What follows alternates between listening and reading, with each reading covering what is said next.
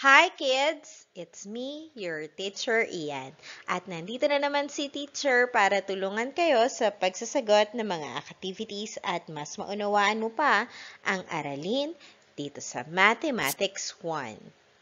Ang ating pag-aaralan, pagpapakita, paglalarawan, at pagkilala sa kalahati at sangkapat ng isang buo. Ito ay ang ikalawang linggo ng ikatlong markahan. Para sa mga hindi pa nakakapag-subscribe sa akin channel, mag-subscribe na kayo para updated lagi kayo sa lahat ng latest videos na i-upload ko. At kung gusto mo naman na ma-notify kapag may bago akong upload na video, i-click mo lang ang notification bell. Para sa araling ito, matututuhan mong maipakita at mailarawan ang paghahati ng isang buo. Matututuhan mo rin ang pagkilala sa kalahati at sangkapat ng isang buo. Ito ay yung tinatawag na 1/2 at saka yung 1/4. Pagmasdan natin ang nandito na figure, yung rectangle. Pare-pareho lang yan ha, isang rectangle lang yan.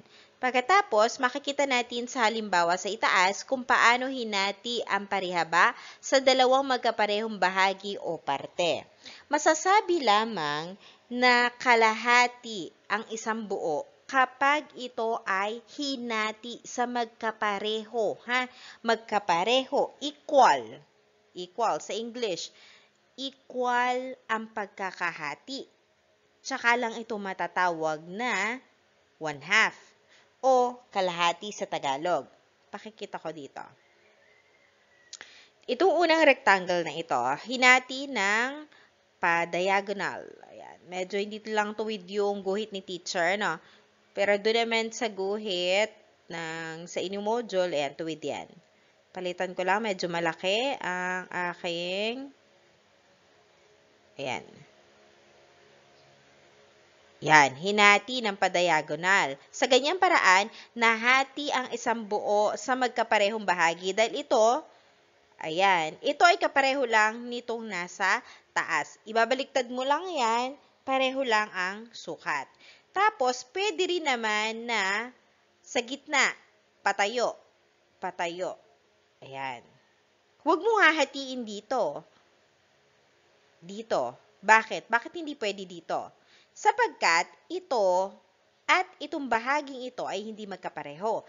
Nahati mo nga ito sa dalawa, ngunit hindi natin pwedeng sabihin na ito ay kalahati sapagkat hindi magkapareho ang sukat ng bawat isa. Kailangan daw magkapareho ang sukat. Isa pang paraan. Ito, hinati naman. Sa ganitong klase ng pagkahati, hindi ko ma-advise para sa inyo na hatiin ng ganitong paraan. Bakit? Kailangan kasi tansyado mo ito, at saka yung ditong pagitan sa paghahati mo. Mas maganda na, dun ka na lang sa dulo. Diba? O hati mo naman ng pagganito, same lang ito at saka itong kabila kapag ganyan mo hinati. Diba? Ay di gawin mo yung namang pahiga. Burahin ko lang. Pwede mo naman hatiin ng pahiga, siguraduhin mo lang na nandun ka sa gitna. Dito. Yan. Siguraduhin mo lang gitna. Medyo may slash, kurba lang yung aking pagkakahati kasi wala naman akong ruler na gamit. Pero mas maganda kung ikaw ay maghahati, meron kang gamit na ruler. Hindi naman ako makakagamit ng ruler dito, no? Kaya hindi tuwid. Pero kung ikaw ay maghahati, gawin itong o gumamit ng ruler. Ito na yung tinatawag nating kalahati. Tandaan, sa paghahati ng isang buo, kailangan magkapareho ang dalawang bahagi. Sapagkat kapag hindi magkapareho, ibig sabihin, hindi kalahati yun. Naunawaan? Ang kalahati sa English, 1/2. Tingnan naman natin itong 1/4 o yung sangkapat. Ito, pinakita naman na dito yung kalahati. Ngayon, paano ba maipakikita sa isang buo na ito ay kalahati? Yung tinatawag nating 1/2 at saka 1/4, ito ay unit fraction. Kapag daw ikaw ay naghati, halimbawa ito dito sa ito. Kapag hindi ka nag-shade, ito, 'di ba may shade ito? Yan. Isa. Ang ibig sabihin kasi nito, kids, itong nasa taas na number, ang tawag natin dyan, numerator. At itong nasa baba naman, ang tawag dito ay denominator. Kapag sinabing kalahati, 1/4 o sangkapat, ito ay fraction. No? Parte o bahagi ng isang buo. Ngayon, dito sa ating halimbawa, buburahin lang muna ni teacher para hindi ka masyadong malito. Yan. Sa ating halimbawa, ipinakita dito, hinati sa dalawa na magkaparehong bahagi. Kaya ito 1/2. Ngayon, teacher, ito walang kulay. Ito, bakit po may kulay? Kapag ang isang buo, ipinakita na walang kulay pero hinati, automatic yun na yung sa taas na number ay 1 as unit. Ha? Unit fraction. Ngayon, nilagyan na ng shade. Okay lang din yan. Yung may shade, ito yung bilang. Okay? Ito yung bahagi na ipinakikita doon sa isang buo. Na kung saan dito daw mayroong isa. Isa sa isang buo. Isang bahagi sa isang buo. Yan. Yung isang buo na hinati sa dalawa, yung isang, ito yon, isang bahagi ng isang buo na hinati sa dalawa. Medyo nakakalito, ano? O, tandaan mo na lang na yung may shade ay bilang ng nasa taas as our numerator. Tapos, kapag walang shade, katulad nito, automatic ang nasa taas niyan, 1. Maliwanag? Punta tayo sa sangkapat o 1/4. Tingnan mo to. Hinati sa 4. 1, 2, 3, 4. Kung hinati ito sa 4, ang bilang na nasa baba as our denominator ay 4. Kung ilan ang pagkakahati, yun ang ating denominator. 4. Tapos, di ba nga, walang kulay. O, walang kulay, teacher. That is 1 as our numerator. Ito, pinakita na, may shade. That's okay. Yan ang bilang ng bahagi na ay pinakikita kung 4 na pagkakahati. Ayan, may isang bahagi daw dun sa 4. 1/4. Tatandaan sa 1/4, ganun din, ha? Kapag hinati mo at nagpapakita ka ng fraction o bahagi ng isang buo, kailangan magkakapareho yung iyong parte o yung bahagi sa pagkakahati. Katulad nito, ito hinati ng patagilid, 2. Ayan, 2 guhit ang inilagay. Dapat nasa gitna, ano? Tapos ito naman, patayo at pahaba. Pahiga. Ano? Yan, na magkakapareho ang sukat. Yun ang sangkapat. O 1/4 sa English.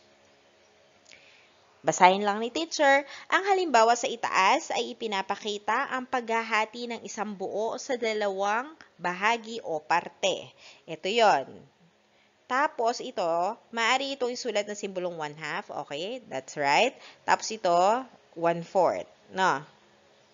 Kung ilan yung hati, 4 nasa baba, 1/4. Okay. Ngayon naman, sukati natin ang iyong kaalaman sa kung paano mo ito hahatiin. Maghanda ng papel at lapis dahil may gagawin kang paghahati. Tingnan natin kung tama ang iyong gagawin. Doon muna tayo sa kalahati. Paano mo hahatiin ito na magkapareho ang bahagi? Tama ba ang iyong sagot? Ang sumunod, paano mo naman ito hahatiin?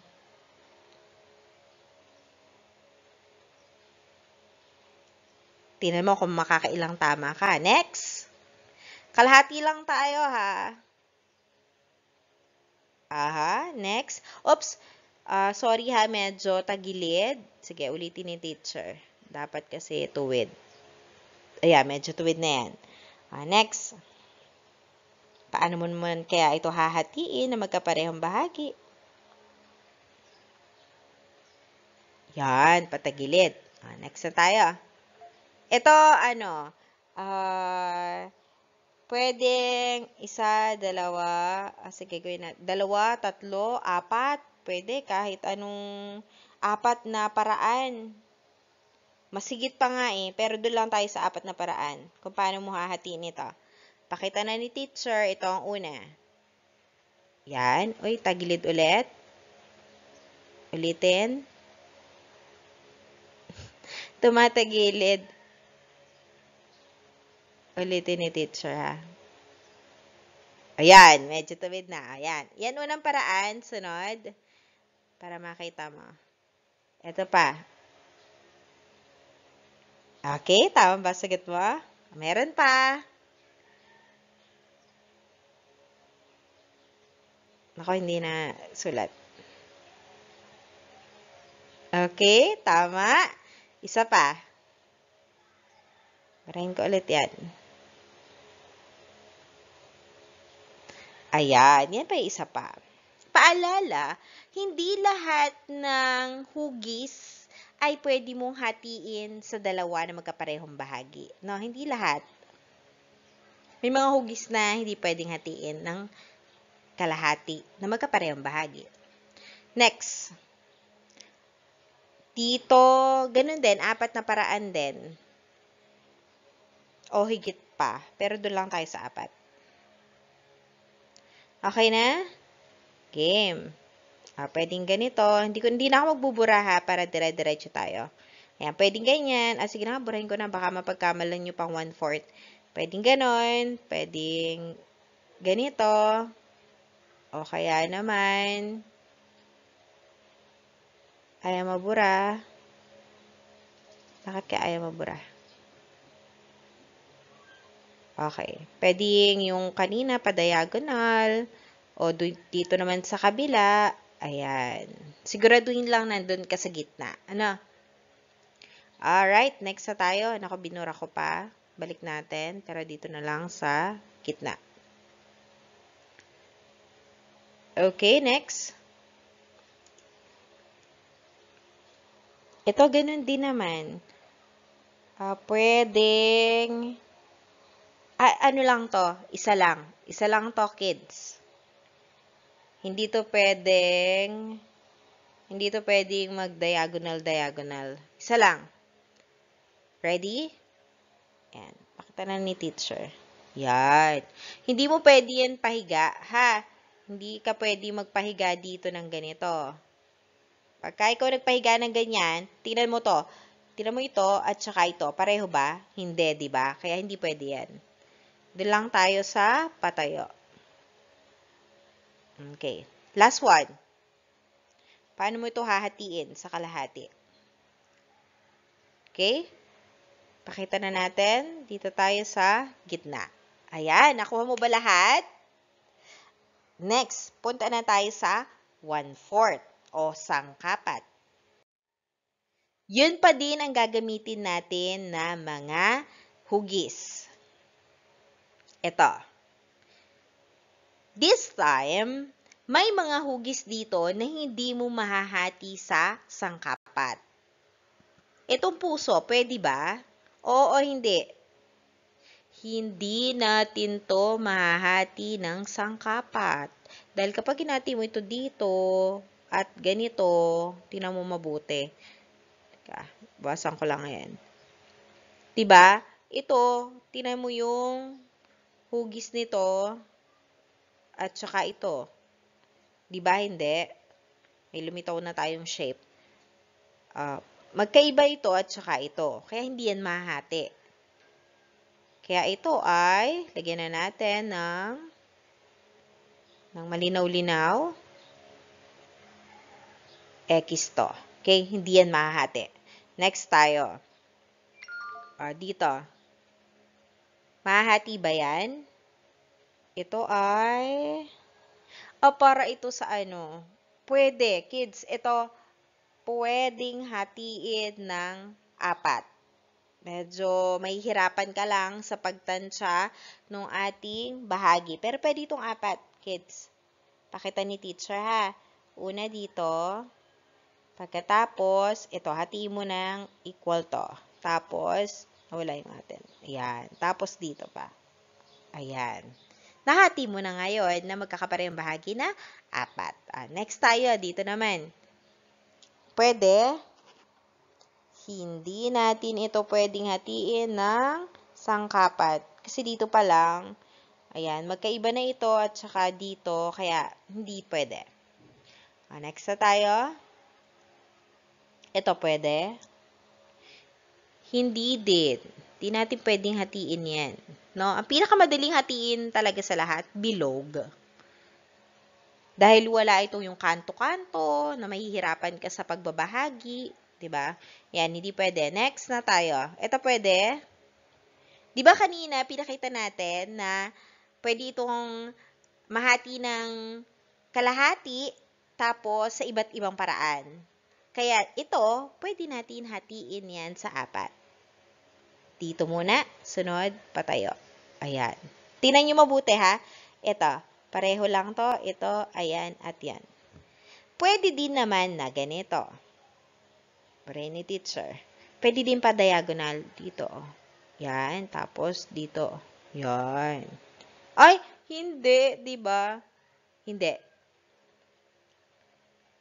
Nagkamali si teacher. So, hindi ganon. Hindi pwedeng hatiin ng pag ganon. Kundi dito lang sa patayo. Okay? Yan.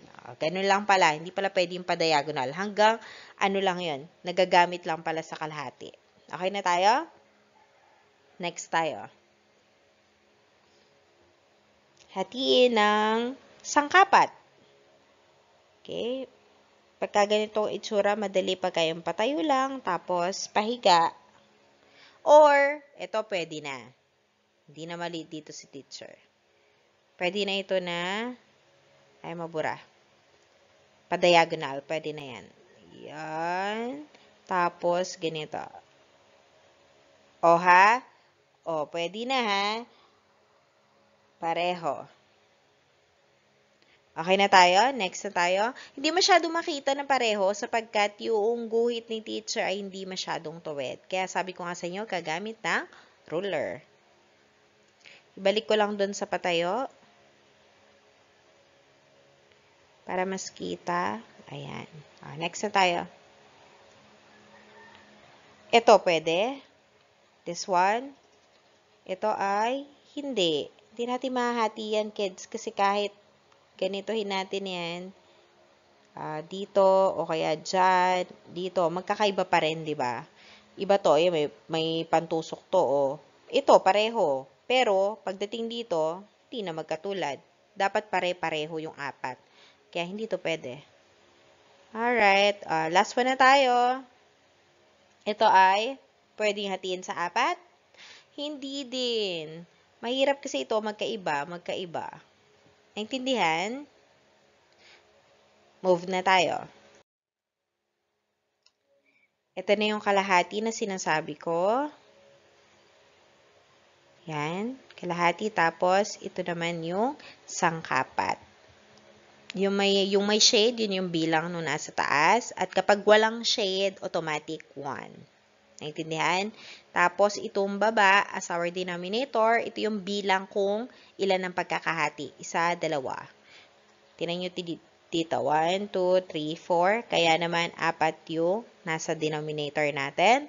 Tapos, itong 1, ito ay yung bilang ng may shade. Like this.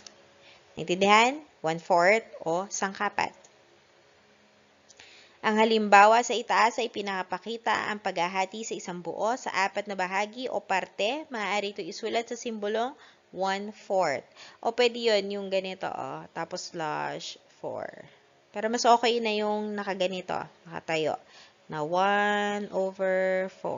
1/4, sangkapat. Ito yun ha, ito yung sangkapat. Ito 1/2 to eh.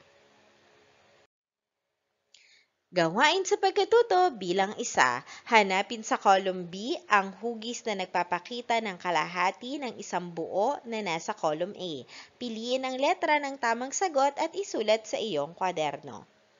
Hanapin mo daw kapag daw hinati ito. Yan. Kapag hinati, alin daw yung kalahati? Ito bang A o itong B? Sa number 2, may hati na ha. Ito number 2. Hanapin mo dito sa A at B. Tapos ito yung ating number 3. Hati ni teacher. Hanapin ang kalahati. Number 4, hatiin ko. Ulitin. Yan. Ulitin ko pa ulit. Hindi kasi tuwid. Sorry. Hindi matuwid ni teacher. Ayan. Pwede na. At dito naman sa ating number 5. Alright. Nakita ng kalahati? Letter lang ha ang isusulat sa inyong notebook. Gawain sa pagkatuto bilang 2. Isulat sa patlang ang salitang A kung ang bahaging may kulay o shade sa larawan ay nagpapakita ng kalahati. At B kung sangkapat na bahagi. C naman kung hindi. Isusulat ang sagot sa inyong kwaderno. Tandaan, bago magsagot, na kapag walang kulay, ang ibig sabihin, yung nasa taas na number ay 1. Ngayon, kung may kulay naman, bilangin mo yung may kulay. Yun ang bilang sa taas. At yung sa baba, ito naman yung bilang kung ilan ang pagkakahati. Naintindihan? Tandaan ha, ang 1/2 ay ganito. Yan, 1/2. At ang sangkapat ay 1/4. Bago tayo magsagot, pinapaalala lang ni teacher ha, itong bilang na ito ay yung bilang na may shade. At ang bilang naman na ito, ang ating denominator, ito naman yung bilang kung ilan ang pagkakahati. Naintindihan? Ang sagot daw na 1/2, ito, ang sagot daw na 1/2 ay letter A.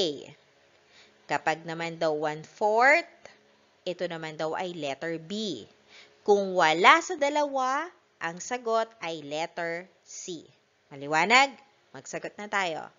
Burahin na ito ni teacher. Number 1. Di ko na i-explain ha. Babanggitin ko na lang bawat number para habang nagsasagot ka. Number 1. Kita naman yung shape. Okay? Number 2.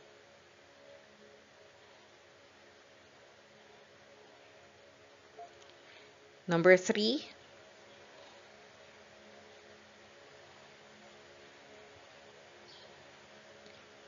Number 4.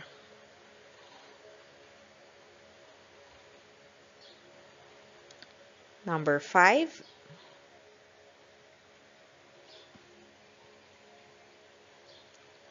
Number 6.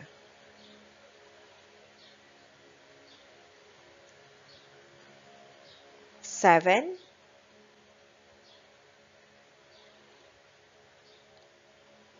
8. 9. 10. 11. 12.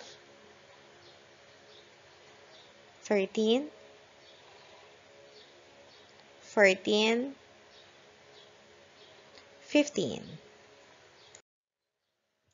Gawain sa pagkatuto bilang 3. Isulat ang 1/2 o kalahati o kaya naman daw ay sangkapat o yung 1/4 ayon sa inilalarawan ng bahaging may kulay o shade. Isulat ang sagot sa iyong kwaderno. Parang yun lang din sa ating gawain sa pagkatuto bilang 2, ngunit dito yung mismong fraction na ang ilalagay kung 1/2 o 1/4. Di ko na babanggitin ang bawat number. Tingnan na lang dito. I-post na lang habang nagsasagot. Para sa ating pangwakas na gawain, number 1. Sagot na lang ha.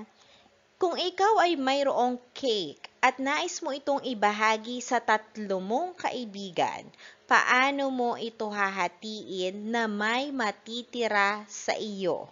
O kailangan may matira sa iyo ha, isang bahagi. Ipakita at iguhit mo sa iyong kwaderno. At para sa number 2, kung ikaw ay mayroong pandalawahang laki ng pizza, pandalawahan lang, pang-share lang ha, sa isa pa. Paano mo ito hahatiin sa magkaparehong laki upang maibahagi mo ang isa mong kaibigan? Ipakita at iguhit sa iyong kwaderno. And that's it. Thank you for watching, kids. Good luck sa pagsasagot. See you on my next video. Goodbye!